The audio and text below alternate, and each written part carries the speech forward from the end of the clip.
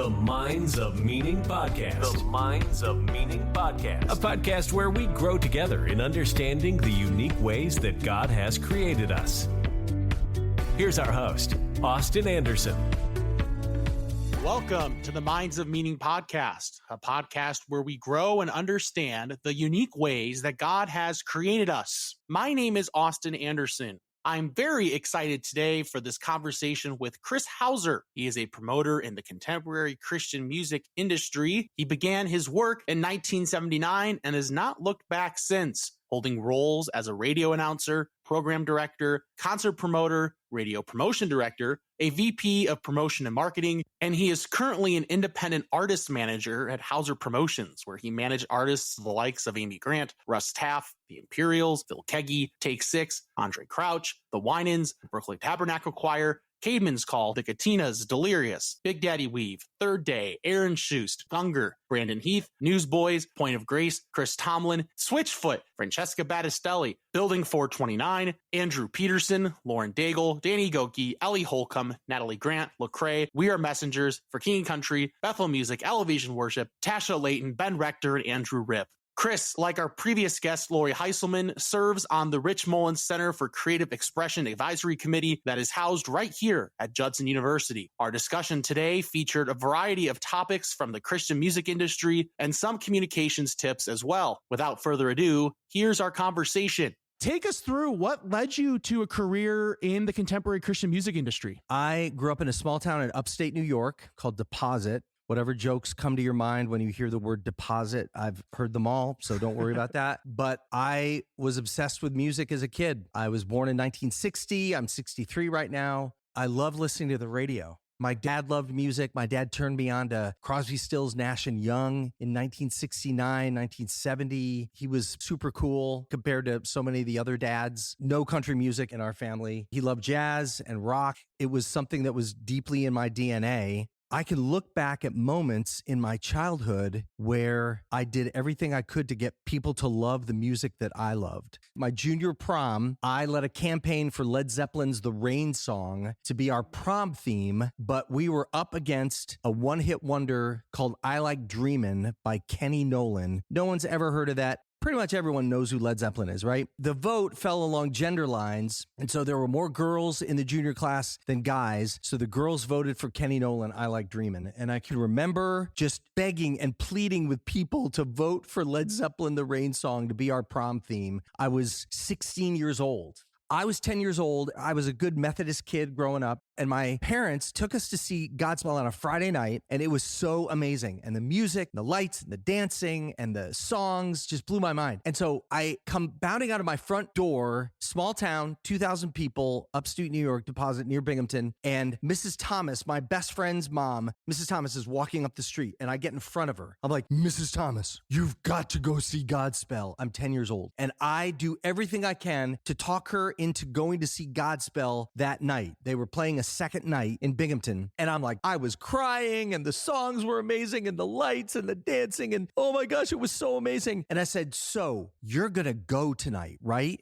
I'm literally 10 years old. She looks at me and she's like, oh, Chris, no, I have other plans for tonight. But that was in my DNA that early of me trying to get people to love the music that I love. And so I got into a fist fight over a band with one of my best friends when I was like 15 years old. After seeing them with Kiss and Rush, that was my first big rock show, was Kiss with Rush opening December 75. My mom drove me there and dropped me off. And it was like the scene out of Almost Famous, don't take drugs, in that movie. And so I was just consumed with music. I bought records. I bought music magazines, Circus, Cream, Rolling Stone. It was just all over me. I was a drummer, had 6 years of private drum lessons. I was a really good drummer, especially for a small town. Most of the kids in my town never had private lessons or anything. I thought maybe I would go on to college, go on to a music school, but I didn't have a good head for music theory. And so I was not going to last long, and I was going to waste my parents' money. So my dad says, what else do you like to do? And I literally, 2 months before I graduate high school, I look at my father and I say, I like to listen to the radio. That's the only answer I had for him. I like to listen to the radio. And he was like, what do you think if we go find a radio TV course somewhere? And so they didn't have it at the community college in Binghamton, but they had it in Syracuse. So I went to a community college in Syracuse, New York for 2 years in the radio TV class, which is like 13th grade, 14th grade. It's pretty basic. I was not a good student in high school. I got into this radio class and my whole world just opened up. I got a job at the college radio station. And I also became a Christian when I was 16, but being in a small town, group of friends, still partying, still struggling in some of those things. Also, the Christians I was around were super conservative, didn't like Jesus Christ Superstar.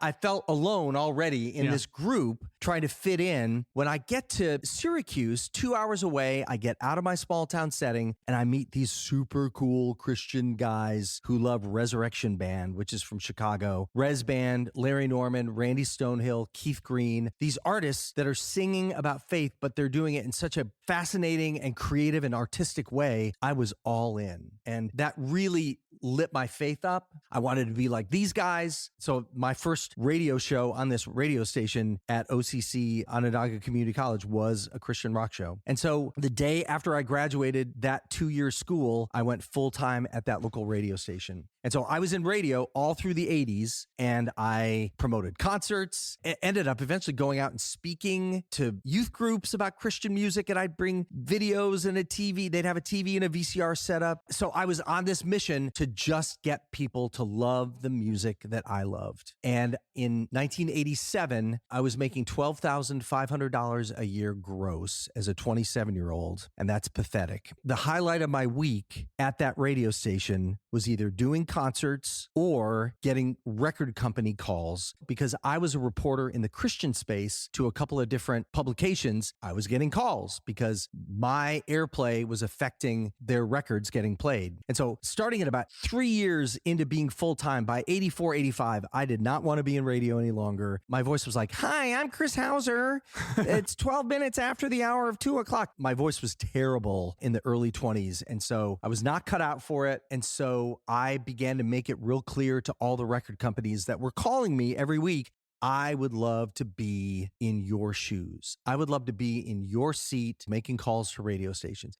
And the number one label in the land in 1987 took me up on the offer, Myrrh Records. Amy Grant, there's a guy named Phil Keaggy, who is a virtuoso. I worked with those artists for 3 years at Myrrh Records. And when I came into the label there in LA, my pregnant wife and I moved from Syracuse, New York, all the way to Los Angeles, California. We never lived more than a 2-hour drive from either of our parents. And so we moved clear across the country and it's sunshine and beautiful. And we came into a great church experience. And the records that I worked in those 3 years are some of the greatest records of all time in the CCM industry. And so I came into my gifting. And so I was the first guy hired to go from one side of the phone, taking those calls from record companies, to the other side of the phone, being the record company promoter calling them. And so I've done it ever since. That was 1987. I've done it for 36 years. That's awesome. So then what would you say from the calling standpoint? How did you transition from that to all of a sudden shaking hands and rubbing shoulders with all these big individuals that are in the music industry? It's a small industry. The Christian music business, pretty much everybody knows each other. It's not a gigantic business. And I know everybody in it because I've been in it for 36 years as a promoter. And even before that, being in radio, you just find yourself in those situations and with those people. And I'm out at concerts and I'm making a promo tour. So a promo tour is where I take an artist and I go out and visit radio stations all around the country. The first promo tour ever in our industry was me with an artist named Russ Taff, who was the biggest selling male artist in CCM in the 80s.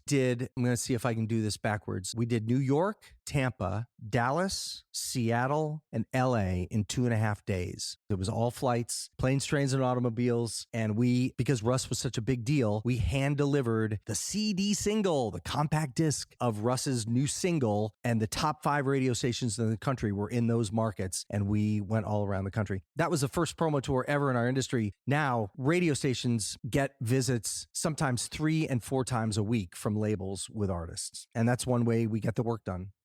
Going forward in that regard, you've working with a lot of numerous artists over the years. And as you mentioned, Russ Taff and Amy Grant, and even Chris Tomlin, Newsboys, Big Daddy Weave, etc. And you've even worked with Ben Rector more recently, who's more mainstream, but certainly is a believer himself too. When you work with these different types of artists and somewhat different subgenres within the genre, if you will, do they have different strategies, different peculiarities to them in their promoting, or is it pretty much the same thing down the road when one's an artist, always an artist?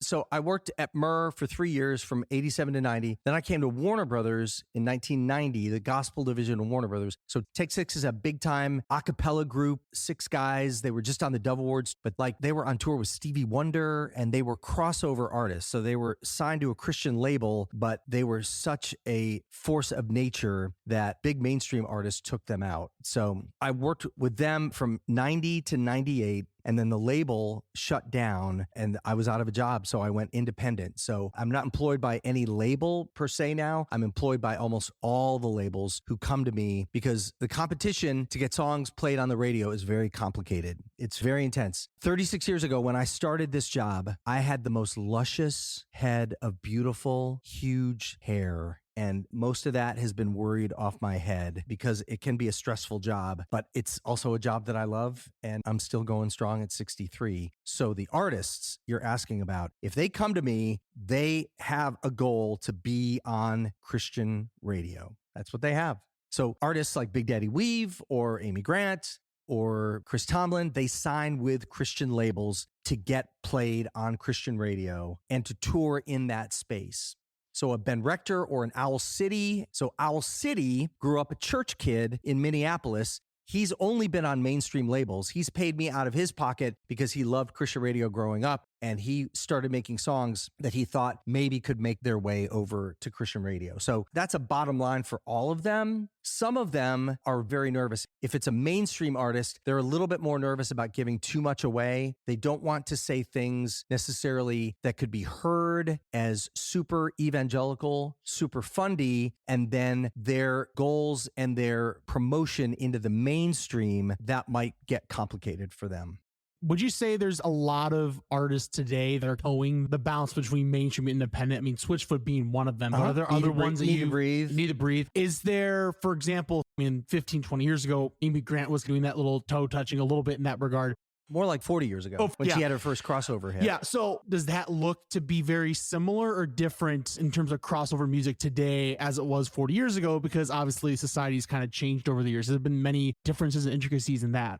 Jars of Clay was a new signing in 95 with their debut album. They were Greenville College kids, and one of their classes was form a band and write a song. So these 4 guys literally got together and said, hey, we should enter into this classwork and write a song. And then they wrote more songs. Then they wrote more songs. Then they get signed to a deal, but their label, Essential Records, in 1995, had a relationship with Zamba Music, which is big in mainstream hip hop space during that time period, might still be. And so somebody in the Zamba world went, this song called Flood, that actually could work on rock radio, like mainstream alternative rock radio. So K-Rock, KROQ, the biggest alternative mainstream station in America, played Jars of Clay, Flood. And then hundreds of other radio stations that watched K-Rock's playlist went, what's a Jars of Clay? And then they heard the song. They were like, this is amazing. After about a month of airplay, K-Rock finds out that Jars of Clay are a Christian band.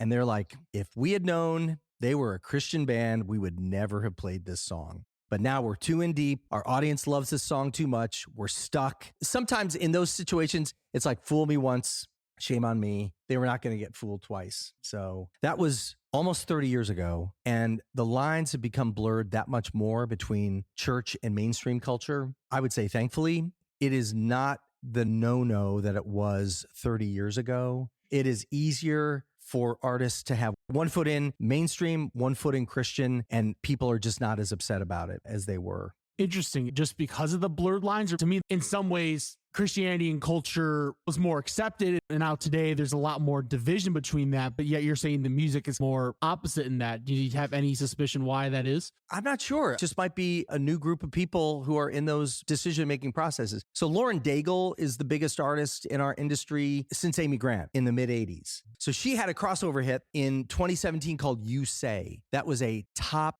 10 hit at mainstream top 40 radio. But she was just a little worship leader kid who got signed at a record company, and she's sold millions and millions of records. And when she plays Chicago, she's going to play a 20,000 seat arena. She might play where the Bulls play. It's very possible. And so she's by far the biggest, but she's got co-deals now. She's got a deal with Centricity, the Christian label that is my client. And then she's signed deals with Atlantic Records as well, one of the big mainstream labels as well. And so those people are like, you're doing music that's amazing. Your spirit is amazing. Your look is amazing. Your vocals are incredible. She got turned down by American Idol twice. And now they bring her back because she's such a big star. They bring her back on American Idol to like coach the young singers. But relative to that, no one in the Atlantic system is like, look, we need you to not talk about Jesus. We need you to just be this other kind of person here to market you to mainstream audiences. They're just like, be yourself. We'll figure out the rest. I think one thing that, since our audience here in class, and for those of you listening on the podcast, I'm doing this in the midst of my Speech 120 course, Foundations of Speech. There's probably interest in doing small business on their own, going to business by themselves. How have you been able to market yourself within the music marketing industry to be able to continue to sustain as well as you have been? Good question. Again, it's a small industry. And one of my clients years ago said, life's too short to work with jerks. And in the CCM industry, people who come rushing in, bull in a china shop, beat people up, don't treat people well, those people don't last very long. They just don't. And people who are obsessive liars, they eventually get figured out and found out and sent on their way. And so it's a really interesting thing to watch. But you ask me about marketing myself, there's just no need because I've been in it so long. Because everybody knows who I am. It's just natural. Not that I have all the business. There's other people doing what I do. When a label's got a certain amount of budget to hire independent radio promoters, so that's who I am. I do independent radio promotion and have for 25 years. So I'll get lots of records. Some records I don't get, and that's okay. And so I would say if someone had a passion to get something done in my space, in the CCM music industry, it's about who you know. And one of my bosses told me once, the reward for good work is more work. And people who don't do good work just don't get more work. And so I'm passionate about this. Jesus said, you'll reap what you sow. And I would say you always reap what you sow. You always reap way more and you always reap way later. And so if I take a handful of seeds and it was, say, March, and I went out and I threw them into the grass, I couldn't come back the next day and go, where is it? Where are the flowers? But in a year with tending to, there's a whole field of flowers. And 5 years, it's a whole hillside of flowers. So you reap what you sow.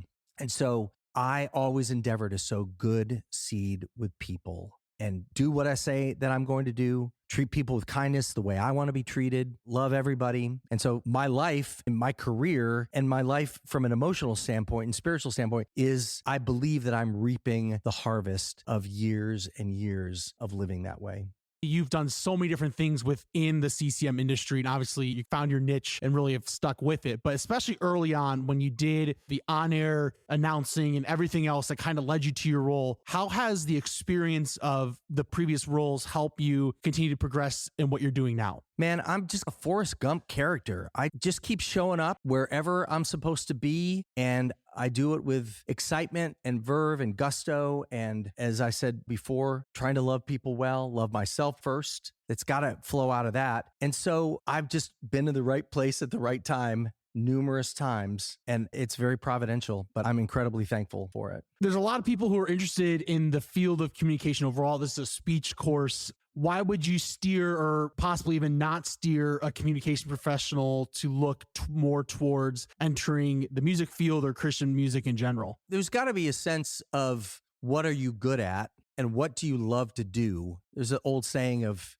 do the thing that you love and then figure out a way to get paid doing it. And I've done that. I tell people I make a great living talking to my friends all day long about music I love. That sounds ridiculous. It really does. It's like, what? It's in a way, as an independent, I turn down the records that I don't love. I turn down the clients that I think are going to be too high maintenance. I turn down the artists that I don't respect or that I don't jive with. And so there is no stress in my life, honestly. there's so little stress in my life because I make a great living and provide for my family, talking to my friends at radio all day long about the records that I want to. And they, by and large, because I've done it for so long, we have such good relationships. They, by and large, look forward to hearing from me. They look forward to talking with me, and I'm with them all the time. The thing that I would say is the music industry can be a challenging place to be. Again, it's a small industry, so not tons of people break into it. Artists come and go pretty quickly. And there's even lots of shifting around that happens in our industry as well, between record companies and booking agencies and concert promoters and publicists, and it's a wide variety of different jobs. I think the general public here is an understanding of what happens behind the mic in terms of radio, but they might not quite understand the program directors and everything else that are working behind the scenes in which you would have those conversations with. Can you take us a little inside of what those conversations may be like? Oh, yeah. First off, it is funny to sit in a class with college students. None of you listen to the radio. I could almost guarantee you all have Spotify and Apple Music and Amazon accounts. You're not listening to the radio, but your parents might be, and your grandparents definitely are. And so that's who I need. I need your mom and dad to keep listening to K-Love and Air One and stations like that, because those are my songs. Those are the songs I'm getting on those networks. The competition is this. A radio program director and a PD program director at a radio station is responsible for everything that comes out of the speakers. So that's songs, that's announcers, that's advertising, that's promo pieces, that's contests and promotions. The program directors are responsible for all those things.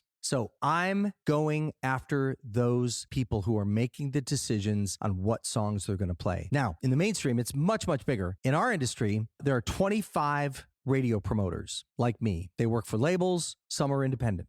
We are pushing in on all these radio stations. So just say K-Love because that's known. So we're all pushing in with the K-Love program director every week. We're pushing 50 songs in to that guy. We're trying to talk to him and tell him why he should be playing our song. Okay? 50 songs. And at the end of the week, that program director picks one. He picks one out of 50 songs. And then after that decision is made, the 49 leftover songs roll to the next week and the process starts all over again. And so there is so many songs that get lost and never get heard on the radio. They only have a finite number of songs that they can play so that people listening to the radio, they know what they like and they like what they know. So it's tough to break new artists in our industry. It's incredible that there's ever a Big Daddy Weave or a Lauren Daigle or a Need to Breathe, but those are established acts now, but they were all new artists at one time. How do you foresee the industry? As you've mentioned, a lot of people in this generation are now looking to online content through streaming. Yep. How do you foresee music radio for going in the next 15, 20 years or so? I need music radio to hang on about another 7 years. That's my goal, is to retire when I'm 70. It is weird, though, being 63 years old, and I'm talking to program directors who are in their early 20s. So they not only could be my kids, in a different space, in another multiverse, they could be my grandchildren. And I still have to treat them kindly. I can't speak down to them. I can't push them around. I've got to be kind and loving and caring about them, which I am. And so the radio numbers have not gone down very much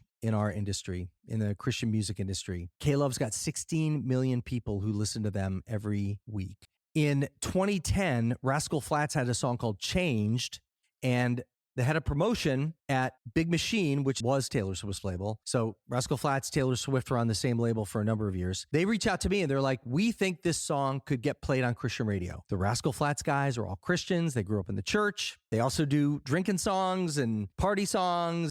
So it's up to you. Do you think you could get this played on Christian radio? I said, man, I'd like to try it. So it was getting promoted at country radio and Christian radio at the same time. The week K-Love decided to add Changed by Rascal Flatts, the sales on that album increased 100%. Wow. And the sales team at Big Machine, Taylor Swift's label, was like, what the crap is a K-Love? What is going on here? The country airplay could not affect Rascal Flatts sales like one ad to a K-Love playlist. And so that was really something to be a part of. And the guy who hired me, he was like, he knew it was going to happen. He knew that those kinds of numbers would impact people. And all of a sudden, these old crusty sales guys at Big Machine who are selling Taylor Swift and Rascal Flatts records and Keith Urban and whatever, they're like, we got to blow on these embers. We need to get more involved in the Christian side. And so it really does make a difference. And so all to say, listenership is not down at Christian radio. Sometimes that's because people in the church are late adopters. It's going to keep changing and evolving. But I can tell you, in my business, when we get a song played on a radio station, we can watch the streaming numbers from Spotify, Apple, and Amazon and Pandora, and we could see those numbers start to spike within a week of airplay on that radio station. So a radio listener hears the song and doesn't have to wait around to hear it again like I did when I was a kid. They can just automatically go to one of their streaming services, what we call DSPs, and pull it up and get more familiar with it and listen to it 10 times in a row if they want. Then the next time they hear it on the radio station, it means that much more to them. So there is this interesting kind of symbiosis between radio and the streaming services. When you get to the stage where there's 50 songs submitted to the PD and he has to choose one, is it a pitch convincing kind of thing? So basically you're just trying to sell him on that. Okay. Yeah. So it's a pitch. Danny Gokey was an American Idol guy. He's now a big CCM singer. And in 2014, we're coming up on the 10-year anniversary of breaking Danny Gokey at Christian radio. So there's 120 stations I work with. He had a big TV career with American Idol. I think it was the year Adam Lambert won. I think that was the year that he was in, who sings with Queen now. And our first week out, we had 7 radio stations say yes. And that's pathetic. For a guy who had a big TV presence, it took us 8 months. We didn't give up. That song went all the way to number 1. It launched Danny Gokey's career. It was the longest tail of promotion from January to late August that anyone had ever seen in our industry. We thought we were going to lose the record numerous times. And so it takes a long time. So I call a program director. I said, Danny Gokey, American Idol, this song's really special. I need you to pay attention to it. He'll go, who else is playing it? We're just launching it this week. So we have 3 commits on it at this point. No, we have 4 commits. The story is always changing as to how I'm talking to radio people. My first week on the job at Murr Records in LA in 87, the guy whose job I was taking said, Chris, be prepared to have 100 different personalities because I have to adjust and float and be very adjustable and relative to the person I'm talking to. So some people, I can be a little bit more profane. Some people are way more religious. Some people have classic rock in their background. We talk about all that kind of stuff. Some people are struggling with kids. And so there's always those things where I'm making points of contact and relatability with a program director or a music director. And so then the first week starts, 7 stations on. We come back the next week. We got these 7 stations playing it. They're like, okay, that's a start. I'm going to keep watching. So the easiest thing for a program director at a radio station is to say, I'm still listening. I'm still watching. Keep building the story. I'm paying attention. There's more followers than there are leaders per se. Oftentimes, there are people who will go, that's a hit record, and I'm going to play that record right now. So I've got a Thanksgiving song by a girl named JJ Heller. She's got a huge online presence. A program director in Louisville heard it once and said, I'm putting this into medium rotation starting this week. This is amazing. This is going to get great airplay every day, right up until Thanksgiving Day. And so now I talk about him all day long to all the other radio stations who are still thinking about it. So I've got a list and I know what 19 stations are playing JJ Heller in November, the Thanksgiving song. It's now out if you want to check that out. And then I'm constantly adding to that. So I'm looking for my 20th station. 20 is a nice round number. So I'm going to be able to say, we've got 20 stations already committed on this. So a station's, I'm not sure what I'm going to do. And it's just as easy for them to say, no, I'm not going to play it. When they hear 20 other stations, and then I tell them Columbus, Grand Rapids, Louisville, Jacksonville. They're like, oh, those are really smart people. I need to take this song more seriously. So I am a salesman, I'm a promoter, and I'm selling to these radio stations, trying to get them to understand, to take a chance on a song. Are there ever weeks where you're competing against yourself, and how does that experience I've got a bunch of songs on my list. And so as long as it's one of my songs, it's totally fine. I've got songs that are in competition with one another. Now, the interesting thing is when I've got a song that I'm working and I've got songs at number 1 and number 2 on the chart. And number 1 songs get plaques and press releases, and those get written up in Billboard magazine and other publications. Number 2 songs never get the attention, never get a press release. I have no number 2 plaques in our industry. My joke is my least favorite numbers are 2, 6, 11, and 21, because those numbers keep me from saying we have a number 1 song, we have a top 5 song, we have a top 10 song, we have a top 20 song. Each of those chart markers make a difference to radio people. And so when I had a number 1 and a number 2 song, the manager for the artist who had the number 2 song was beating me up pretty hard. Like, Chris, your other song that's at number 1, I want to get my artist to number 1. How can we do this? And so that's when it gets a little bit complicated. But also, I just can't push a button and just say, okay, you're going to make this change. Radio people don't do that. Radio people have their own responsibilities to their audience. I know the industry itself, it's basically explicit in itself as Christian radio. How have you seen yourself or seen others weave their faith into these relationships that you fostered throughout your time? Yeah, artists have to be people of faith. If someone's coming over from the mainstream, I'm absolutely vetting. So there was a sister duo in the mid-2000s named Allie and AJ. They had a movie on the Disney Channel called Cow Tales. They had a TV show, and their label, Hollywood Records, which was a Disney affiliate, their label reaches out to me, says, we want to get Allie and AJ on Christian radio. So they've got a big audience at the Disney Channel, right? Mm-hmm. And AJ's gone on to act in Super 8, and she was on a TV show in the last couple of years. She was in Soul Surfer. She's been in a bunch of different movies. Anyway, Allie and AJ, they were like older teenagers. I'm not just going to take an Allie and AJ record because I don't want them to become the next Britney Spears in a year and where they flame out and go nuts, because radio stations trust me. One of the big reasons I'm successful is that they trust me bringing them the artists. So I spent an hour on the phone with Allie and AJ's mom, making sure that they were a solid family. The reason you don't know the name Allie and AJ is because within a year of them being on the Disney Channel, this new girl got on the Disney Channel named Miley Cyrus, and Hannah Montana began on the Disney Channel, and everything else faded into the background. We took one record to Christian radio, didn't get very far, but they were not committed for the long haul, which is totally fine. What's the biggest thing outside of just being able to stream music on our phone? Like, what's the biggest thing in the industry of radio itself that you've seen change since the start of your career until now? In the 80s and 90s,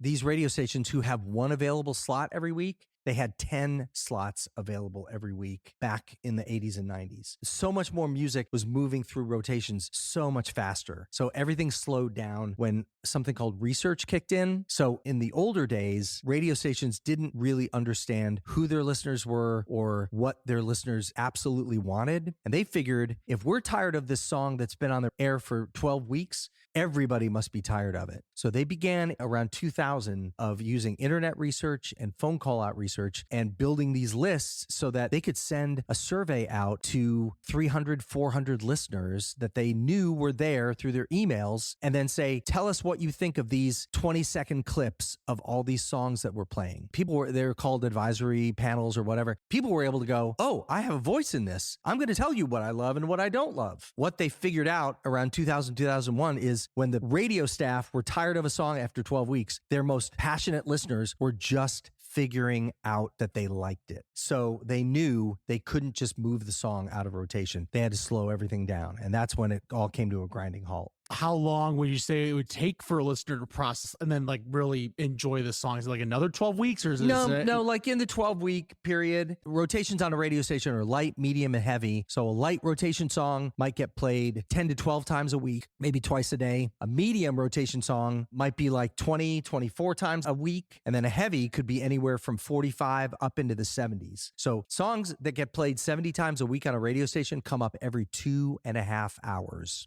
And that's a lot that people are telling the radio stations that they love it and they want to hear more of it.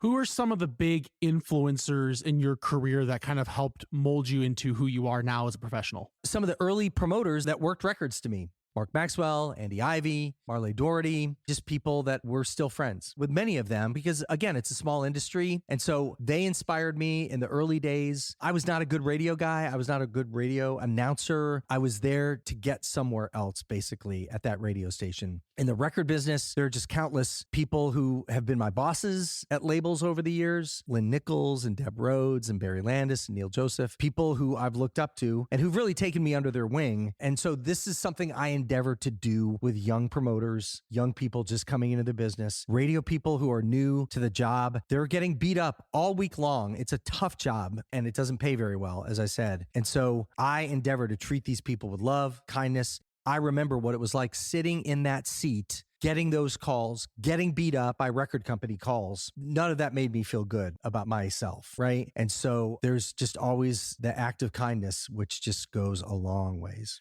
The reason you're in town is because of Rich Mullins and the whole Rich Mullins experience. We had a chapel yesterday on campus announcing a creative expression conference next year. What did Rich mean to you as a music listener and to the general whole of Christian society? Yeah, he was left of center. He was a ragamuffin. There's a great book called The Ragamuffin Gospel by a guy named Brennan Manning, which is really worth looking up. It's a great gateway book into a more expansive, loving view of God and loving view of the universe. So he considered himself a ragamuffin. He was good friends with Brendan Manning, the author. He marched to the beat of his own drum. He was not well trained in media. He was rough around the edges. And so I always respected him as an artist. As I said in the thing yesterday, Lauren Daigle has got all kinds of things on her that are like Rich Mullins. Her concerts are very spontaneous. There's a lot of things that happen on the fly. And so Rich embodied that. And he was not the greatest singer. He was an amazing songwriter, but people granted him that space to not be the best technical singer, but he had a lot of heart and emotion. He was a big social justice advocate and went to where the least of these were. And so he's inspired tons and tons of people. And so we're just looking for the next wave of Rich Mullins. Last question. Thank you so much for your time. Of course. What's something that this next generation that they would benefit from learning about today's current job environment that would be helpful for them to adapt to? If it's something you love, sometimes you just got to go and avail yourself to whatever the moment calls for. So if all they have is an internship where you're sweeping floors and making coffee for people and being a gopher, then do that, because the reward for good work is more work. And that follows through with whatever job you guys are inspired to do and want to do with your lives. I knew what I wanted pretty quickly as an 18-year-old. I've got a 35-year-old and 28-year-old, and them and their whole scene, all their friends. I just know that the spirit of this age is very different than when I was 18 in the 70s. So make yourself available, get into some kind of a company that you'd want to work at, and then just do whatever they want you to do and just keep doing it. And if you are talented, if you have gifting, they're going to know it. They're going to see it. They're going to blow on those embers, as it were, and there's going to be fire that comes from it. A big thank you to Chris for coming on. Christian music continues to be a blessing to numerous people around the world, and people like Chris help make things run well. Chris was in town at Judson to help announce the inaugural Rich Mullins Creative Community Weekend from August 11th through 13th, 2024 at Judson University. The weekend will be an opportunity for individuals from various creative arts and expressions such as music, writing, art, poetry, comedy, spoken performance, and other areas to come together to share their talents and also build a network and connect. The creative spirit of the weekend is reflective of Rich Mullins' inventiveness, vision, and authenticity. The weekend will also feature presentations and special features highlighting Mullins' life and career. Speaking of Judson University, it's the place where we record the Minds of Meaning podcast in the Darkroom Studios. Judson University has been shaping lives that shape the world for 60 years. If you'd like to learn more about Judson University, its majors, and facilities, visit judsonu.edu. Be sure to like and subscribe to the Minds of Meaning podcast on Spotify, Apple Music, YouTube, Amazon Music, and of course, follow along at our website at mindsofmeaning.com. Be sure to tune in to past and future episodes of the podcast. Thank you for listening and have a great day. Thank you for listening to the Minds of Meaning podcast. To learn more about Minds of Meaning, visit mindsofmeaning.com or Minds of Meaning on the mainstream social media platforms. God bless.